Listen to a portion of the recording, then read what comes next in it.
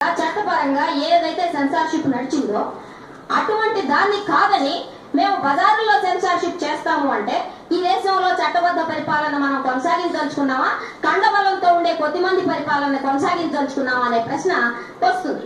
కాబట్టి అన్నిటికీ గుత్తేదారుల వ్యవహారాలు మానేస్తే మంచిది. అట్లనే ఇంకో విషయం కూడా నేను చెప్పదలుచుకున్నాను. అదేంటంటే వ్యాపారం చేయడం ఒక మతాన్ని, అది అక్కడ ఉన్న విగ్రహమా లేకపోతే అక్కడ ఉన్న బాబానా ఎవరన్నా కావచ్చు, ఒక మతాన్ని ఒక దేవుడి భావనని వ్యాపారం చేయొద్దు అంటే అది మతానికి ఎట్లా వ్యతిరేకం అవుతుందో నాకు అర్థం కావట్లేదు. మతానికి చాలా అనుకూలమైన విషయం. దాన్ని మనం గమనంలో పెట్టుకోకుండా మనం ఎవరితో ఫైనాన్స్ అవడం వల్ల దాంట్లో లేని అంశాలన్నింటినీ దాన్ని ఆపాదిస్తున్నాం అనే ప్రశ్నలు వేయాల్సిన అవసరం ఉంటుంది. కాబట్టి అదేం కాదండి, మేము చట్టబద్ధ పాలన ఒప్పుకోండి.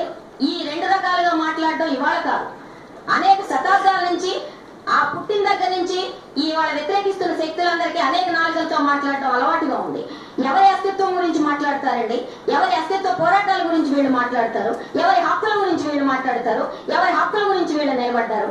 ఈ దేశంలో ఆడవాళ్ళని అంగడి సరుకులు చేసి అమ్ముకొని తింటుంటే లేకపోతే అందాల పోటీలు పెడుతుంటే ఎవరి మనోభావాలు దెబ్బతినలే.